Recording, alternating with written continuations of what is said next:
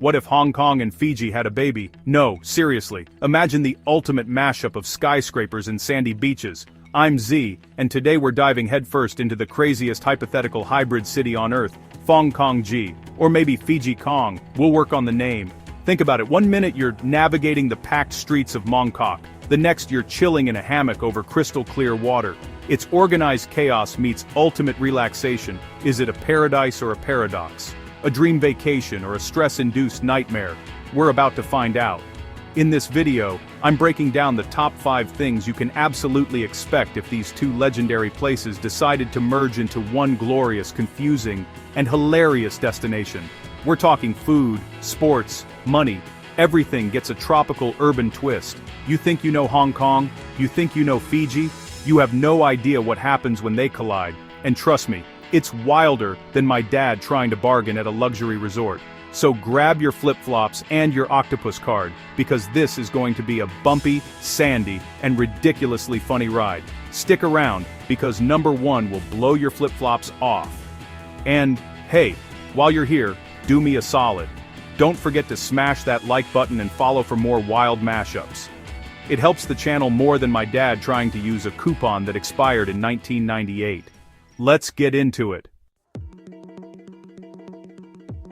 Alright, let's kick things off with number 5, the food scene, specifically, dim sum on the beach. Picture this. You're lounging on a pristine white sand beach, the sun is blazing, the water is a perfect shade of blue, you hear the gentle lapping of the waves, the rustle of palm trees, and the clatter of a metal cart being pushed through the sand.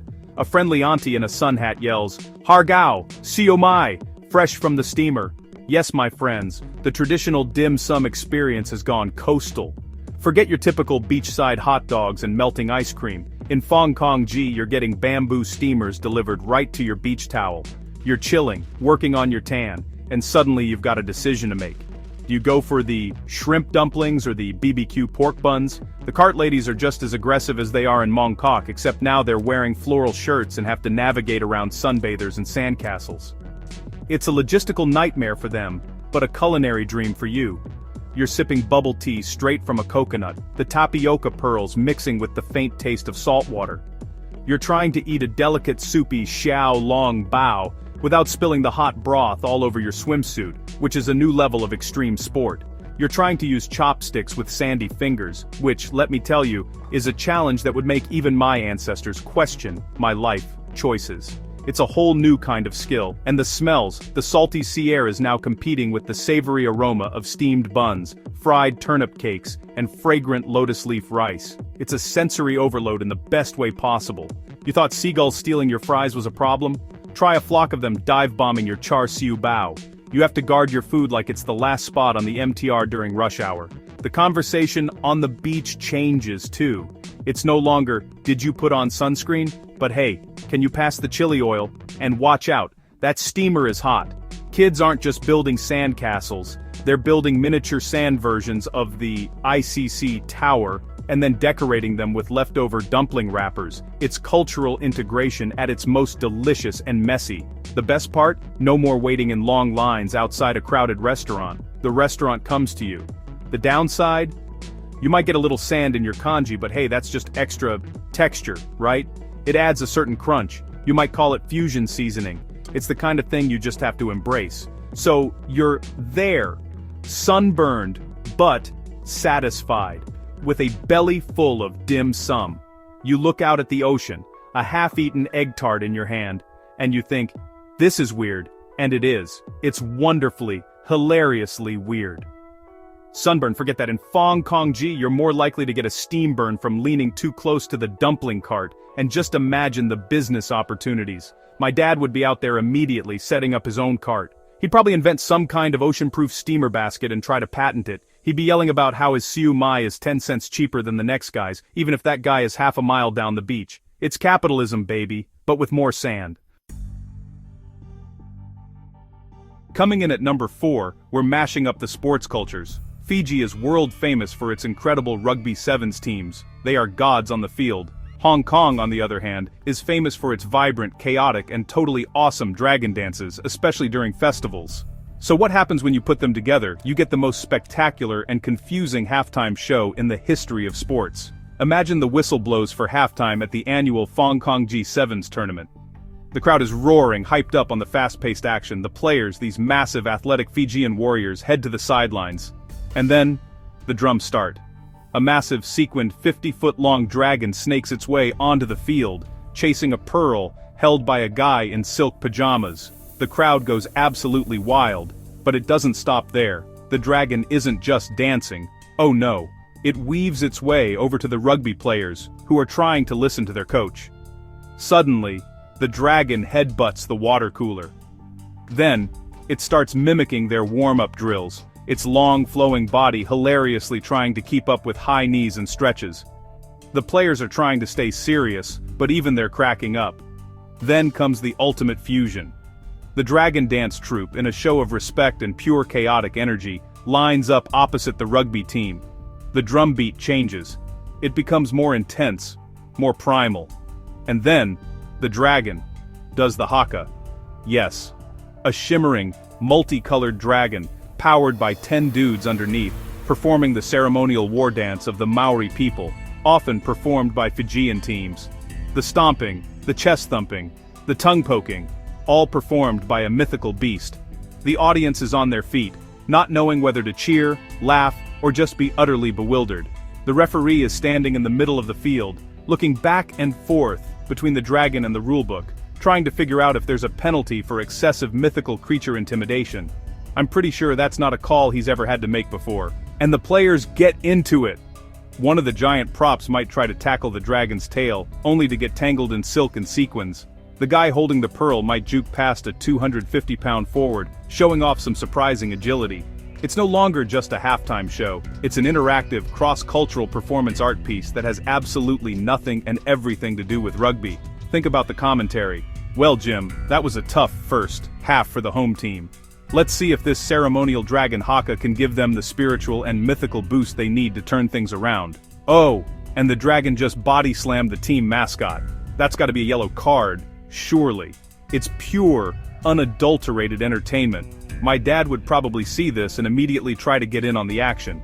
He wouldn't be on the dragon team or the rugby team. No, he'd be the guy who runs onto the field trying to sell bootleg merchandise that says my team's haka is performed by a dragon and all I got was this lousy t-shirt. He always sees a business angle. So, the next time you think a halftime show is boring, just remember the glorious possibility of Hong Kong G, where the only thing more unpredictable than the final score is whether the dragon will score a try of its own. It's a beautiful, confusing mess, and honestly, I'm here for it. Number 3 on our list of beautiful disasters is the economy, specifically, the money. What do you pay with in a city that's half Hong Kong, half Fiji? Do you use Hong Kong dollars, known for their stability, or Fijian dollars with their beautiful pictures of local wildlife? The answer, my friends, is neither. Welcome to the dawn of the Hong Kong dollar, and it is absolutely ridiculous. First off, the design is a masterpiece of confusion. On one side you have a stern-looking portrait of a historical Chinese figure, very formal, very official.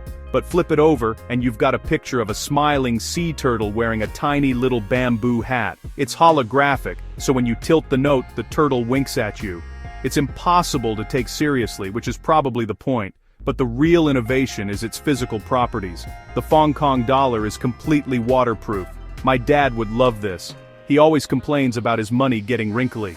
Now, you can go for a swim, go scuba diving, get caught in a typhoon, and your money will be perfectly fine. You can literally pay for a drink at a swim-up bar with a wet $10 bill you just pulled out of your swim trunks.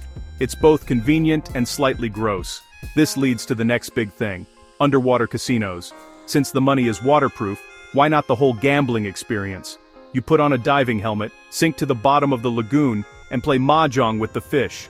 The dealer is a guy in a full scuba suit. The chips are made of polished seashells. It's the most serene and simultaneously stressful gambling experience you can imagine. But where's this currency accepted? That's the fun part. It's not universally accepted. Some street vendors will only take Hong Kong dollars. Some resorts will only take Fijian. The Hong Kong dollar is primarily for the new, weird, fusion establishments. The underwater casinos, the floating dim sum restaurants, the shops that sell pineapple bun-flavored kava. It's the official currency of what is even happening right now. Imagine the tourists. They're standing there, holding 3 different types of currency, trying to buy a souvenir. The shopkeeper is trying to explain, using a complex system of hand gestures, that the woven basket is 20 Fijian dollars, the miniature skyline snow globe is 50 Hong Kong dollars, but the t-shirt with the winking turtle on it can only be bought with 15 Hong Kong dollars.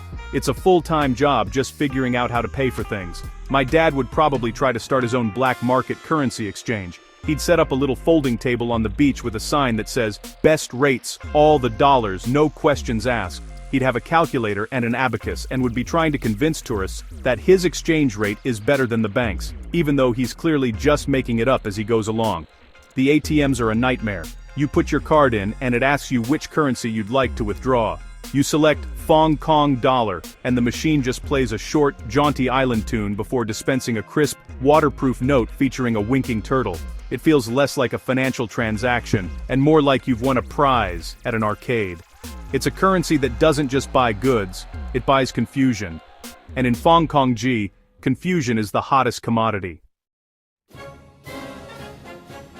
Alright, let's talk about the weather, because it's a big deal in both places. This is our number 2, typhoon parties meet kava ceremonies. Hong Kong is famous for its typhoons. When a T8 signal is hoisted, the city shuts down. Everyone stocks up on instant noodles and hunkers down at home, binge-watching TV shows. It's a very orderly, if slightly boring response to a giant storm. Fiji, on the other hand, has a more communal approach to bad weather. Life is about community and rolling with the punches. Or, in this case, the gale force winds. And a central part of their social fabric is the kava ceremony. Kava is a drink made from a root. It's earthy, it makes your mouth a little numb, and it's all about bringing people together to talk, relax, and connect. Now, merge them. A typhoon signal 8 is hoisted in Hong Kong.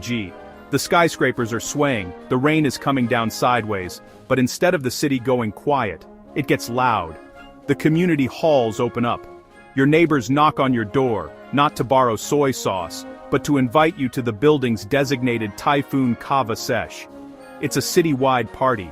Instead of nervously watching the news, everyone gathers in a circle on the floor of a lobby or a covered patio. The wind is howling outside, but inside, there's a sense of calm and camaraderie. The designated chief, who might just be Mr. Wong from apartment 7B, ceremonially prepares the kava in a large wooden bowl, or tanoa. He claps, says, "Bula," and passes the first cup. The conversation is a bizarre mix. You've got old Fijian grandpas sharing ancient stories, and you've got Hong Kong aunties complaining about the price of vegetables, all while sipping the same muddy-looking liquid. The kava makes everyone relaxed and chatty. Suddenly, that awkward silence you usually share with your neighbor in the elevator is gone. You're bonding over the shared absurdity of it all. And then, the younger generation gets involved. Someone whips out their phone and starts live streaming the whole thing. Hashtag Typhoon Tiki Time starts trending. They've got a Bluetooth speaker blasting a playlist that awkwardly transitions from traditional Fijian music to canto pop classics. People start dancing. Yes, dancing in the middle of a typhoon warning, fueled by earthy root drinks. Imagine the scene. A group of people are doing a clumsy, kava-influenced line dance to a song by Aaron Kwok, while the building manager is in the corner, trying to give a serious safety announcement about securing your windows, but no one can hear him over the music and the ceremonial clapping. It's preparedness meets party. My dad would, of course, see this as another opportunity. He'd be the guy who shows up with his own premium, aged kava root, that he claims is much stronger, better deal. He'd be trying to upsell everyone, arguing that his kava makes your mouth more numb, very good quality. He'd probably also bring a deck of cards and try to start a high-stakes game of Big Two in the corner. This new tradition completely changes the vibe of a typhoon. It's no longer something to be feared and endured alone. It's a forced social event. It's a chance to connect with your community, to relax, and to party in the face of nature's fury. You wake up the next day, the storm has passed, the city is a mess, you have a slight kava hangover, but you also know your neighbor's life stories. It's chaotic, it's beautiful, and it's the only way Hong Kong knows how to handle a storm. And, now, the moment you've been waiting for. The #1 craziest, most mind-blowing thing to expect from the Hong Kong-Fiji mashup. We've talked about dim sum on the beach, but that's just the appetizer. The main course, the pinnacle of this culinary collision, is the ultimate food fusion. Pineapple bun kokoda. Just let that sink in for a second. Let's break it down. For those who don't know, the pineapple bun, or bolo bao, is a cornerstone of Hong Kong bakeries. It's a soft, sweet bun with a crunchy sugary topping that looks a bit like a pineapple. The key thing to know, there is absolutely no pineapple in it. It's a lie my people have been telling the world for generations, and we're proud of it. Then you have kokoda. This is a classic Fijian dish, their version of ceviche. It's raw fish, usually Spanish mackerel, marinated in lime or lemon juice until it's cooked by the acid. Then it's mixed with coconut cream, onions, tomatoes, and chilies. It's fresh, it's creamy, it's tangy, and it's absolutely delicious. A true taste of the islands. Now, in the twisted culinary landscape of Fong Kong Ji, some genius, or perhaps some maniac, decided to combine them. They take a fresh warm pineapple bun, slice it in half like a sandwich and hollow it out. Then, they fill that sweet sugary bread cavity with cold, creamy, tangy raw fish salad. It's hot and cold. It's sweet and savory. It's soft and crunchy and creamy and chewy all at the same time. Your brain does not know how to process this. You take a bite. First, you get the sweet, crumbly crust of the bun. Your brain says, okay, dessert time, this is nice. But then, immediately, you hit the cold, citrusy fish and the creamy coconut milk, with a kick of chili and the sharp bite of raw onion. Your brain slams on the brakes and screams, what is happening? Abort! Abort! It's a culinary roller coaster that you are not strapped in for. One part of you is horrified, but another more adventurous part of you is intrigued. It's so wrong, it might just be right. It's the kind of dish that would make Gordon Ramsay's head explode. He wouldn't even yell, he'd just stare at it, his soul leaving his body, and whisper, what the fish? This dish becomes the symbol of Fong Kong Ji. It's on every street corner. There are high-end versions in fancy restaurants with premium tuna and a gold leaf topping on the bun. There are cheap late-night versions sold out of food carts to people stumbling home from the kava bars. It's the ultimate comfort food and the ultimate dare, all in one. My dad would probably hate it at first. He'd look at it and say, fish is for dinner, bread is for breakfast. This is chaos, no respect for tradition. But then he'd see how popular it is. He'd see the lines. And the next day, he'd be out there with his own stand, claiming to have the original secret family recipe for pineapple bun kokoda, even though it was invented yesterday. So there you have it, the #1 sign you're in. Fong Kong Ji is when you're eating a sweet pastry filled with raw fish salad, and you're not sure if you love it or hate it, but you know you have to take a picture of it for the gram. It's the edible embodiment of this whole crazy, beautiful, confusing mashup, and honestly, I think I need to try it. So, that's our whirlwind tour of the wild, wonderful, and downright weird world of Hong Kong, Fiji. From eating dim sum with sand between your toes to paying for it with winking turtle money, and from typhoon kava parties to the culinary crime against nature that is pineapple, bun, kokoda. It's a place that would challenge your senses, your wallet, and your sanity, but man, it would never be boring. It's the city that truly has everything, all at once, whether it makes sense or not. The big question is, could you handle it? Would you thrive in the chaos? Or would you be booking the first flight out after trying to use chopsticks on the beach? So, would you survive the Hong Kong-Fiji mashup? Let me know in the comments. I want to hear your survival strategies or which part of this fusion city you'd love or hate the most. And if you have any other crazy city mashups you want me to explore, drop those ideas down below too. This was a blast to imagine with you all.